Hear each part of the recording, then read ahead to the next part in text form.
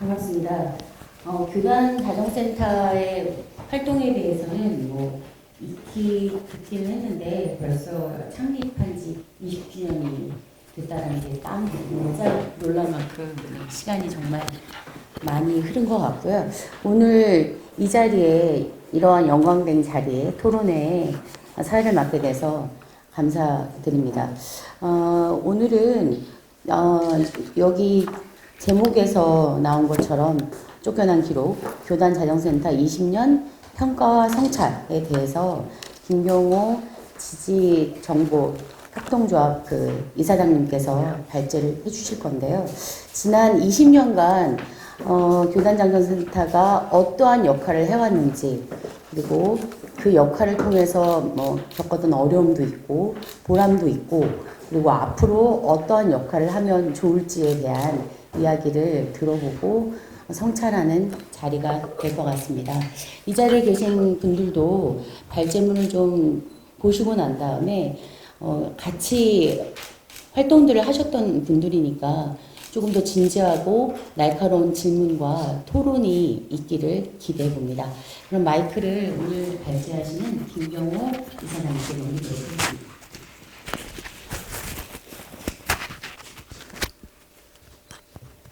마이크가 하나인가요? 하나 오면 되죠. 예. 예, 반갑습니다. 예, 김경호입니다.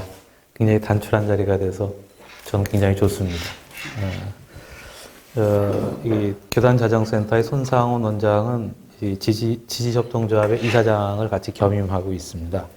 그래서 조금 전 이사장이라는 것을 강조드리고요. 예.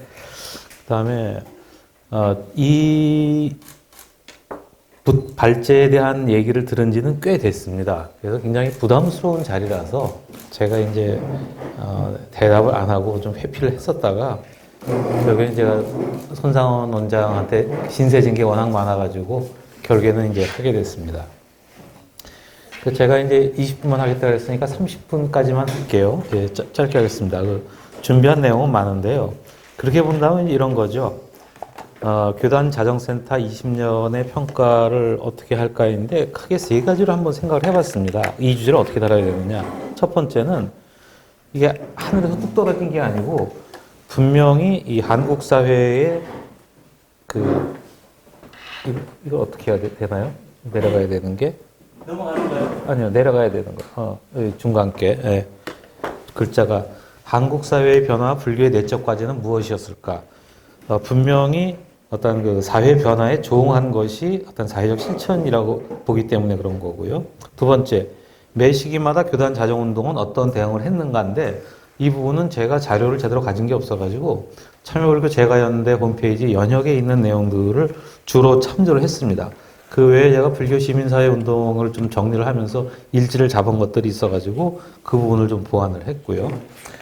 그 다음에 이제 세 번째는 이겁니다. 교단 자정운동이 20년간 했는데 그럼 과거로부터 무엇을 배울 것이냐라는 것이 하나의 주제가 될 것이고요. 그러면 그렇게 쌓여온 성과들을 갖다가 우리가 앞으로 어떻게 활용할 것인가라는 미래지향적인 전망도 좀 가져올 필요가 있다라는 생각입니다. 그 얘기를 하기에는 지금 교단 자정운동이 처한 그 상황이 굉장히 척박하다는 것은 미리 좀 전제를 깔아야 될 것 같고요. 일지를 쭉 정리를 하다 보니까 교단 자정운동은 어마어마하게 많은 일을 했습니다. 불교계의 주요한 이슈마다 다 손을 냈습니다. 그 내부의 동력이 얼마나 참 빈약한지를 아는 입장에서는 굉장히 자기 역량을 넘어서는 일을 했던 것이 아닐까 이런 생각을 하고요. 한국 사회의 변화와 불교의 내적 과제 2페이지입니다.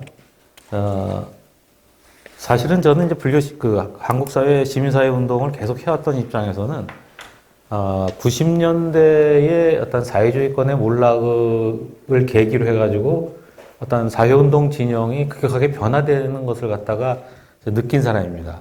그때 70년대, 80년대까지만 하더라도 이른바 계급 전선 내지는 이제 민주 전선을 통하여서 군부 권위주의 정권과의 싸움을 해왔던 사회운동 진영이 굉장히 혼란을 겪었거든요. 그래서 그때까지만 해도 이른바 해외에서 그 유행하고 있는 NGO 활동에 대해서 좀 냉소적이었습니다. 그러니까 한국 사회 같이 어떤 첨예하고 투쟁이 급박한 상황에서는 그건 너무 한가한 얘기 아니냐 그랬었는데, 당시의 어떤 그 상황에서는 그 NGO 활동이 새롭게 재조명되기 시작했죠. 그 이유가 전 여기서 세 가지로 얘기를 했는데, 이 부분은 이 교단 자정운동 내지는 참여불교 운동하고 연결이 되기 때문에 여기 한번 3페이지에 언급을 했습니다. 첫 번째는 이제 글로벌라이제이션이라고 해서 세계화 문제죠. 하나의 국가가 그 내부에서 완결적으로 이루어지는 것이 아니라 이미 자본은 국경을 넘나들어서 세계 자본화되어 있고, 노동이라는 부분도 마찬가지입니다. 그 다음에 뭐 환경오염이나 기후오염 같은 경우는 한 나라에서 애쓴다고 해서, 우리나라가 미세먼지 애쓴다고 해가지고 중국에서 넘어오는 미세먼지를 막을 수 없는 것처럼 국경을 넘어서 지구화된 문제들을 우리는 어떻게 대응해야 될 것이냐라는 문제를 얘기를 했었고요. 이 문제는 참여불교 제가연대 연혁을 갖다가 이제 보시면은 그 뒤에 이제 연혁을 쭉 잡았습니다만, 그 예를 들자면은 25페이지가 되겠죠. 참여불교 제가연대는 처음부터 어떤 그 여타 불교 국가와의 그 네트워킹에 대해서 굉장히 그 많은 관심을 가지고 노력을 해왔습니다.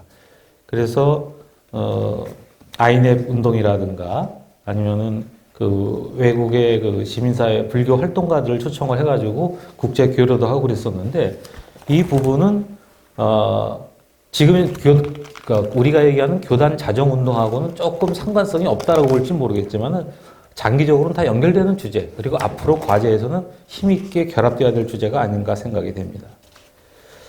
그리고 3페이지에 지지협동조합의 연대기를 좀 설명을 했었는데, 제가 했던 거라서 이렇게 설명을 했습니다.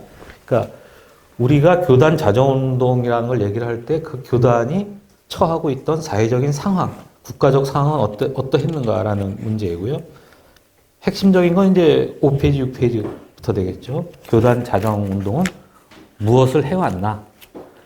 활동가 성과인데, 교단 자정센터에서 그 운영 내규를 만들었습니다.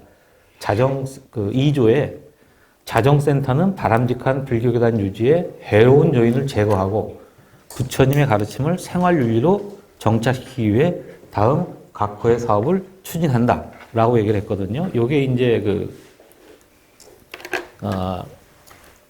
교단 자정운동에 대한 그 내부적인 정의, 규정이라고 볼 수가 있겠습니다. 그래서 그동안 뭐 했느냐, 그래서 한번 주제별로 한번 정리를 해봤습니다. 첫 번째는 종단을 향해서 제안을 했어요. 제안한 것만 해도 굉장히 많죠. 물론 다 여기다가 기록한 건 아닙니다. 하다가 너무 많아가지고 뒤에 가서는 좀 부실하게 건너뛴 것들이 많은데, 각종 종법에 대해서 재개정을 요구하고 내지는 그러한 의견 수렴하는 간담회에 참석하기도 하고요. 그 다음에 승려 기본 생활을 제도화하기를 갖다 요구를 했고, 각종 개혁 정법의 제정이나 개정을 갖다가 요구를 했고요. 그 다음에 뭐 총무원장을 면담을 해가지고 여러 가지 위원회라든가 제도 개선이라든가 뭐 이런 것들을 갖다가 우리도 교단을 움직이는 사부대중의 한 축으로서 당당한 권리 주장을 했습니다. 이 제안에는 교단 자정센터라는 단위 조직이 아니라 참여불교 제가연대라는 그 큰 모태 조직이 그 역할들을 다 했던 것이고요. 그리고 두 번째는 의제 형성입니다. 쉬쉬하고 넘어갔던 내지는 공론화되지 못했던 주제들을 갖다가 이 전면에 부상시킨 거죠. 예컨대 사찰 운영에 있어서도 공의에 의해서 주지 1인의 전행이 아니라 공의에 의해서 운영되도록 해야 된다. 삼보 정제에 대한 운영을 투명해야 된다. 그러기 위해서 재정 공개를 해야 된다. 또한 종단에 빈발하고 있는 폭력 문화를 갖다가 성찰하면서 비폭력 평화 정착을 하기 위해서 출가 제가는 무엇을 할 것인가, 이런 얘기들을 계속 제기를 했던 것이거든요. 총무원장 선거에 관해서는 이제 직선제로 이제 나중에 갔던 문제도 있고요. 그리고 제안과 의제 형성을 넘어서 이제 저 강력하게 불교 시민사회의 목소리를 조직화해가지고 요구를 했습니다. 총무원장 직선제를 요구를 했고, 그 다음에 불교가 사회적으로 지탄받고 있는 국립공원 문화재 관람료 인상에 대해서 제안도 했고요. 그래서 각종 어떤 불교의 의혹 사건들에 대해서 개선하기를 요구를 했습니다. 그리고 교단자정센터가 했던 성과 일 중에서 굉장히 중요한 일이 공직 퇴진 운동이라고 보고 있습니다.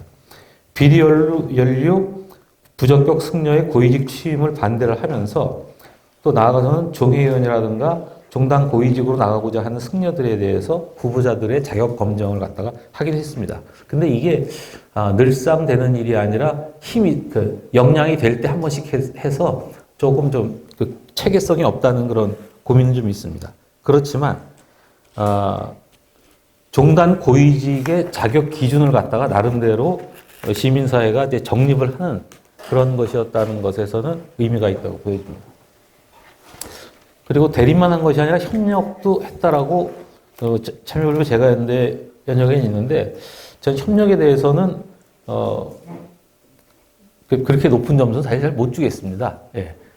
역사기념관 비리 의혹을 조사하고 무슨 중앙승가대 이전 문제도 하고 그 다음에 내지는 여기가 주지 소임을 맡을 사람들 내지는 각 사찰의 종무원들에 대한 위탁 교육까지도 그래서 이제 아카데미 차원에서 하기도 하고 했었는데 그래서 남은 게 뭐냐라는 측면을 저는 이제 이 부분은 이따가 토론 때 한번 얘기를 했으면 좋겠어요. 그 다음에 이제 감시입니다. 중앙승가대 김포학사 신축공사 부실 문제라든가 조계사 신협 공공횡령 사건. 이 두 번째 문제는 제가 좀 무지하게 붕괴한 사건인데 이건 단순히 100억대 금액의 큰 사건이 아니라 정치 1번지 조계사가 협동조합 사업을 갖다가 말아먹었기 때문에 이후로 전국의 모든 사찰에서 협동조합 사업이 시작도 못하게 돼버렸습니다. 말도 못 꺼내게 돼요.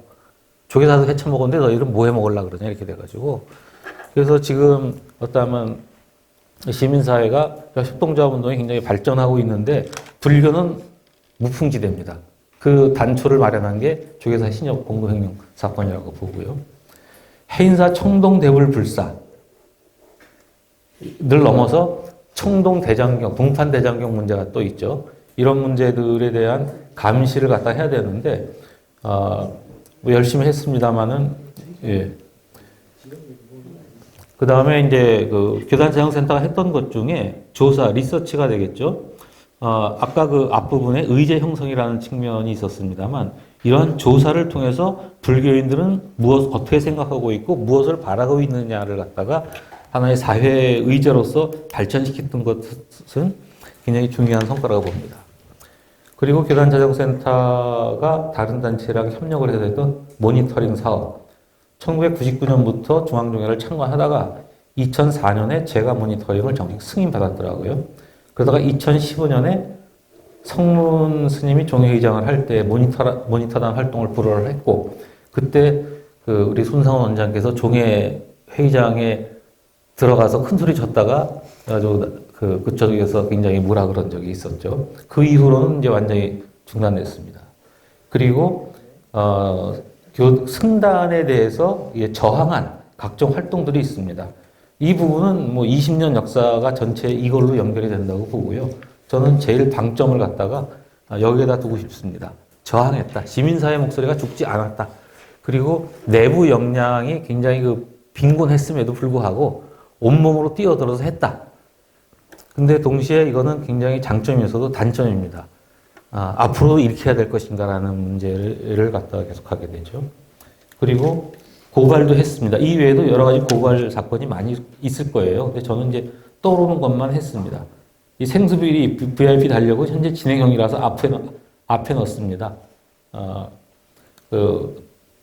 그래서 오히려 도반 H스로부터 손상원 원장은 지금 고발 당했죠. 예. 손상원 원장하고 이도움 대표하고 그다음에 이제 김영국 대표가 고발당해서 지금 불교심계에서는 변호사비 지금 모금 운동을 하고 있습니다. 굵은 글자로 요약하자면 바람직한 불교 교단 유지를 목적으로 종단 감시를 통해 승가 및 종단의 잘못에 대해 엄정한 비판 세력으로 자리매김했다. 교단 공직자 자격 기준에 대한 사회적 공론장을 마련하는 성과도 적지 않다. 각종 개혁정법 재개정 제안과 이시별 폭넓은 연대 활동도 눈에 띄인다. 요게 이 세 줄이 제가 교단 자정센터 20년을 바라보는 요약입니다. 여기 가로친 거는 이제 그런 문제가 있어요. 부적격 인사에서 문제 제기했는데 어떤 의견은 받아들이고 어떤 거는 묵살을 해버려요. 그래서 묵살을 하는 경우를 갖다가 가만히 배경을 보면은 종단 파벌의 정치적 역학관계에 따라 가지고 자기들 입맛대로 수용과 거부를 갖다가 하는 겁니다. 그래서 다른 각도로 보면은 종단 정치에 오히려 시민사회가 부분적으로 이용당하는 것도 있었다라는 측면을 제기한 겁니다. 근데 우리 책임이 아니니까 어쩔 수가 없는 거죠. 그래서 이 일지가 굉장히 많은데요. 이 일지를 좀 같이 봐주셨으면 하고, 15페이지를 한번 봐주십시오. 15페이지에 우리 연대기에 잠깐 나갔었는데, 여기를 보면은,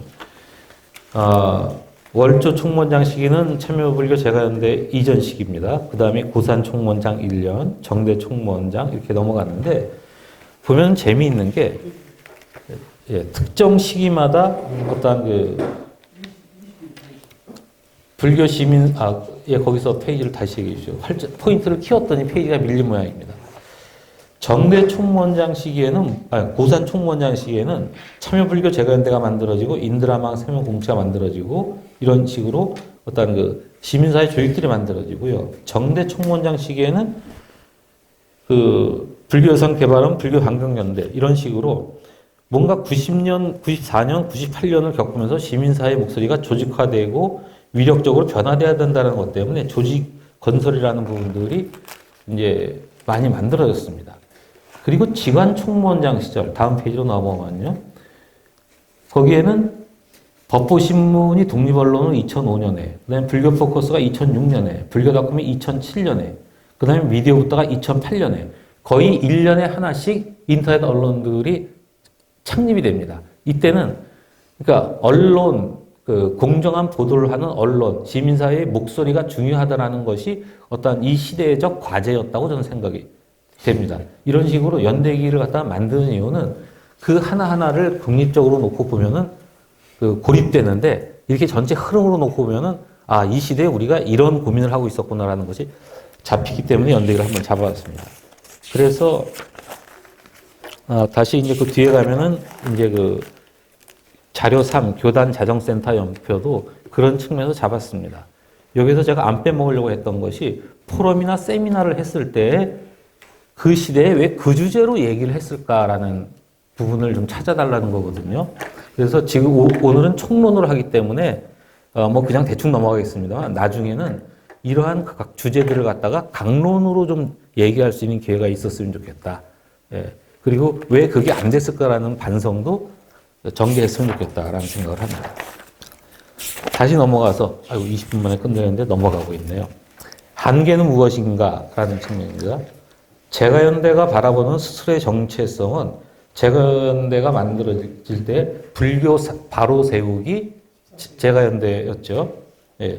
근데 거기에 비영리, 비정부, 비제도적, 가로 열고 비종단이라는 정리를 했습니다. 이게 뭐냐면요. 국제적으로 NGO, Non-Government, Organization을 갖다 얘기하는 비정부 기구를 얘기하는 정의이긴 하거든요. 근데 이것이 불교에 그대로 원용될 수 있는 것인가라는 질문을 좀 한번 던지고 싶습니다.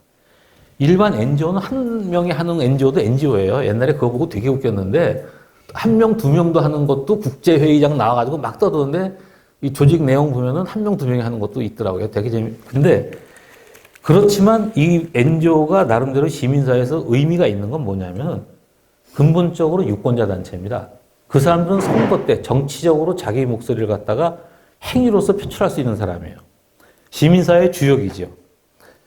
그런데 불교 시민사회는 불교 내부적으로 법적, 제도적 무권리 상태입니다. 그래서 사실은 NGO의 정의를 갖다가 불교 시민사회에다가 1대1로 대응하기에는 무리가 있어요. 그래서 첫 번째, 출제가가 평등하지 않다라는 것도 있습니다. 기울어진 운동량입니다. 불교 시민사회는 당당한 불교의 사부대중의 한 주체로서 우리가 2분의 1의 목소리가 있다라고 주장하는 것이 아니라 우리는 끊임없이 청원해야 됩니다.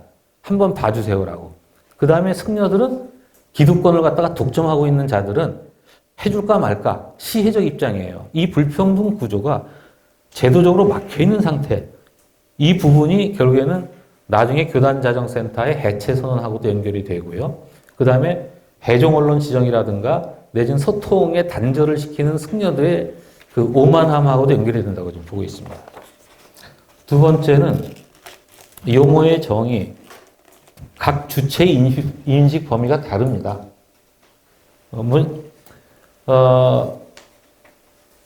불교 시민사회는 출가 이부중과 재가 이부중이 함께 만들어 나가는 사부대중 공동체를 불교라고 생각을 합니다. 그렇게 생각하는 사람 없을 거예요. 근데 승려들은 아니에요. 앞에 나와서 무슨 이렇게 거룩한 자리에서 어떻게 얘기하는지 모르겠지만은 극단적으로 해서 제가 칼럼을 쓰면은요, 요즘은 하도 지겨워서 칼럼도 몇 년째 안 쓰고 있는데 칼럼을 쓰면 댓글에 핵심적으로 올라온 글이 있습니다. 뭐냐면 그래서 숟가락 얹겠다는 거냐? 저는 이게 승려들이 아주 솔직한 속내라고 봅니다. 자기들이 50년대, 60년대 정치 권력을 등에 업고 쟁취한 전리품인 전국 사찰, 불교의 이권을 왜 제가자인 너희들이 숟가락 들고 덤비려고 하느냐라는 식으로 이렇게 접근을 해요.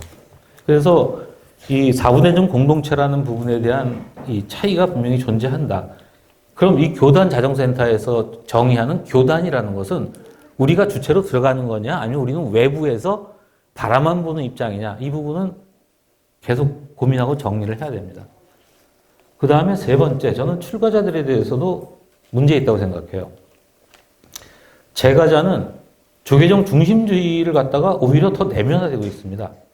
현실 조계종단은 구체적인 현실적인 세력으로서의 조계종이 아니라 굉장히 추상화된 이데올로기로서 어떠한 표상으로서 정화 이념의 표상으로서 절대화됩니다. 조계종이라면 그러니까 우리가 감히 손댈 수 없는 내지는 비난해서는 안 되는 굉장히 거룩한 존재로서 얘기가 돼요. 이 부분은 재가자들하고 얘기를 하다 보면은 저도 아주 굉장히 당황할 때가 많은데 이것이 가지고 있는 딜레마가 뭐가 되냐면은 우선 첫 번째 정화 이념의 표상으로 절대화된 그 종단, 승단은 존재하지 않는다는 현실을 외면하는 거예요. 그 다음에 두 번째, 우리가 한국 불교라고 얘기했을 때 이 거룩한 독신 청정한 승려들만 있겠느냐? 그 몇 안 됩니다. 그리고 그 종단협의회 26개, 27개 종단이 등록되어 있는데 조계종 빼놓고 하면 전부 거의 다 대처승이에요. 그럼 이 대처종단은 불교냐 아니냐? 대처승들은 불교냐 아니냐? 그 무속과 결합된 생계형 사람들은 사실은 독신 청정 이데올로기를 떠도는 정화측 불교, 즉 조계종단의 기득권 불교로부터도 너희들은 불교가 아니냐고 배척받고 이른바 제가 불교 리더들도 그들을 우리가 불교로 인정해야 돼 라는 어떤 그 문제의식을 가지고 있습니다. 이거는 좀 논의의 문제라고 생각합니다. 그 다음에 자정운동에서 가치 판단의 기준을 불교적 기준이 아니라 사회적 상식 내지는 현실 범법 행위를 기준으로 한다고 말하고 있는 것도 우리는 좀 고민을 해야 됩니다. 초기에는 우선은 이걸로 접근을 시작을 했습니다만은 20년 역사가 됐다고 한다면은 자정운동에서의 나름의 어떤 그 자기 가치 기준을 대중이 동의할 수 있는 뭔가를 좀 만들었어야 되지 않을까라는 그런 생각이 합니다. 율장에 근거한 공동체가 아니기 때문에 무조건 부처님 당시에 250개의 계율을 들이댈 수는 없겠지만 그러나 시민사회도 동의하고 불교 내적 전통으로 하고도 결합이 될 수 있는 왜 그러냐면은 고위직 공직자의 부적격 문제라든가 이런 문제를 얘기할 때 사실은 불교라는 얘기, 승려라는 얘기를 빼고 나도 아무 이상이 없는 그런 얘기들을 하고 있거든요. 그러니까 불교적인 냄새가 좀 날 필요가 있다. 그 다음에 다섯째, 침묵하는 기복신앙에 매몰된 신자들을 갖다가 왜 우리가 불교 개혁운동의 주체로서 아직 끄집어내지 못하고 있을까? 이 부분도 좀 얘기가 돼야 될 것 같고요. 너무 길어지네요. 예. 여섯째는 이거 비극적인 사건인데 이 출제가의 불평등 구조를 기득권 출가 종단이 이제는 잘 알고 있습니다. 제가연대가 처음 만들어지고 할 때만 하더라도 뭔가 그 제가 신도들이 불편하지만 같이 가야 될 동반자라고 그들은 생각을 했었어요. 근데 지금 20년 세월이 흐른 지금에 와서는 그들은 걔들 없어도 돼라는 걸 갖다가 이제 노골적으로 드러내고 있습니다. 그것이 해종언론 지정, 소통 단절, 뭐 우리가 조계사 앞에서 몇 년 동안 촛불 법회를 해도 꿈쩍 않는 저들의 그 오만함, 이 부분을 우리가 어떤 식으로 극복할까 이 얘기를 해야 되고요. 그 다음에 적폐의 근원에는 정계유착이 있다. 6번이 가능한 이유는 이 7번째입니다. 신자들 말을 안 들어도 우리는 어차피 정치 권력과 사법 보호가 가능하다. 이런 부분을 갖다가 우리가 어떻게 해결해야 할 것인가. 그 다음에 이제 4번하고 이제 끝내겠습니다. 아유, 많이 넘어가네요. 교단 자정운동은 무엇을 축적하고 미래를 준비할 것인가. 첫 번째, 이미 출가 승단은 붕괴하고 있습니다. 붕괴한 승단을 대체할 새로운 불교 공체를 만들어낼 비전을 만들어야 되지 않을까. 그러니까 출가자가 일진이고 재가자는 돈이나 내는 주변부나 아니면 이진 그룹으로서 존재하는 것이 아니라 우리가 당당한 불교 역사의 계승자로서 주연이 될 수 있는 불교 공동체의 비전을 논의하고 만들어야 된다. 두 번째, 자정한 교단은 어떤 것인가라는 건데 하도 이상한 교단만 봐서든지 여기 자정센터 운영 내역의 목적 자체가 굉장히 추상적으로 안 와닿습니다. 바람직한 불교 교단 유지에 해로운 요인, 이게 뭡니까? 이거는 출가 승단이 해석하는 것과 우리가 바라보는 게 지점이 틀려요. 그 다음에 부처님의 가르침을 생활윤리로 정착, 이것도 뭔지는 잘 모르겠습니다. 오히려 부처님의 가르침을 윤리로 정착해야 된다는 것을 갖다가 오독을 해가지고 이상화된 사분율에 따라 나타나는 승려들의 생활을 흉내낼수록 불교적인 것이다라는 그 오해들을 하고 있어요. 그러니까 고기 안 먹고 술 안 먹고 뭐 성생활 안 하고 그러면서 아침 저녁 집안에서도 향 피우고 예불 해야 되고 그 다음에 어디 절에 가면 삼천배 해야 되고 이러면은 나 그런 거 하니까 나는 굉장히 훌륭한 불자야라고 주장을 하거든요. 근데 그런 사람들이 갖다 바친 돈으로 저기 자승이는 저기 호의호식하고 떼부자가 되고 있는데 그게 어떻게 훌륭한 불자일 수 있습니까? 그건 제정신 없는 불자지. 이런 측면이고요.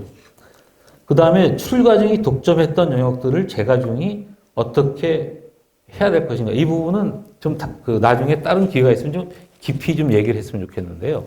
우리가 불교의 주인이라고 주장을 하려면은 불교 역사 전통에 대해서 주인으로서의 어떤 자각과 범위를 생각을 해야 됩니다. 단순히 사찰 운영 하나만을 얘기하는 것이 아니에요. 과거의 고승들이 생각해왔던 불교적 가치관의 어떤 사회적인 그 실현이라든가 이런 부분들을 우리는 앞으로 어떻게 해야 될 거냐. 승려들이 없어지면 그럼 우리가 수행이라는 측면은 재가자들은 어떻게 우리가 대체할 수 있을 것인가. 이런 부분도 해야 될 거라고 생각합니다. 그 다음에 세 번째는 마지막 문제죠. 기존에 설득하고 청원하는 자정운동은 이제 효력이 다한 거 아닐까 하는 그런 고민을 좀 해봅니다. 기득권은 더 교활하고 뻔뻔해졌죠.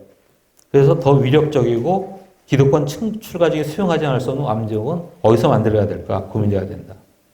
그 다음에 네 번째. 이거 이제 아까 그 완투하고 연결이 되고 있는데요.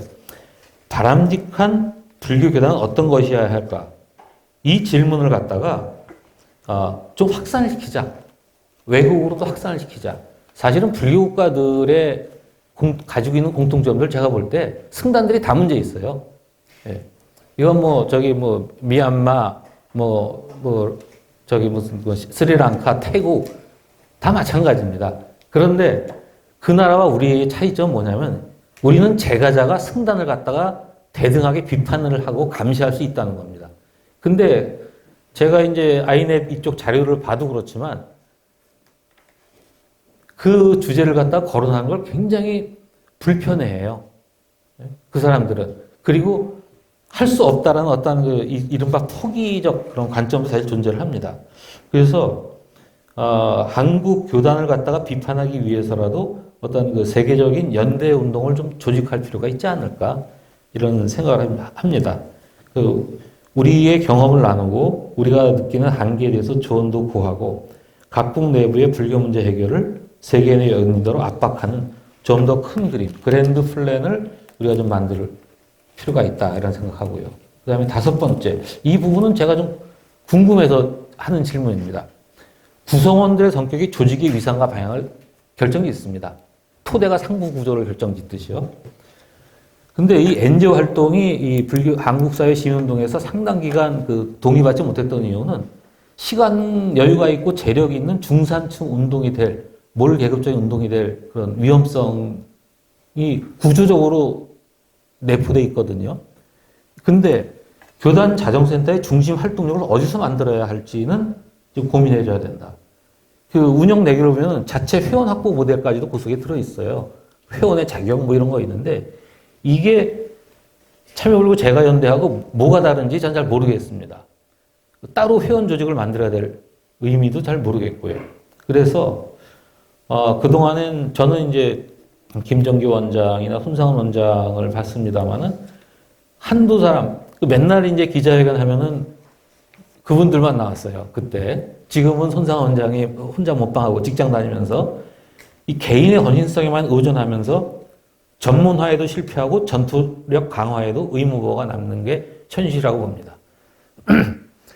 개인적으로는 교단 재정센터라고 한다면은 자정 주제를 갖다 얘기하는 사람들이란 어떤 법률적인 지원이라든가 아니면 뭐 돈이 많으면 재정적 지원이라든가 이런 걸 해줄 수 있으면 좋겠는데 지금은 전문화도 안 되고 오로지 몸빵하는 방식으로 가는 것, 이 부분은 어떻게 좀 극복해야 되지 않을까. 저는 오히려 교단 참여불교 재가연대가 교단 자정센터를 갖다 독립시켰다가 이상해졌다가 지금의 이제 허태곤 대표님 계실 때 다시 불교 시민사회하고 결합이 돼가지고 같이 싸워온 이 역사가 훨씬 더 의미 있지 않을까.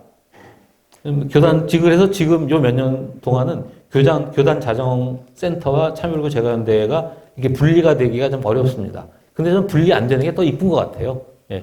그래서 이걸로 10분 이상 오버한 얘기를 마치도록 하겠습니다. 이상.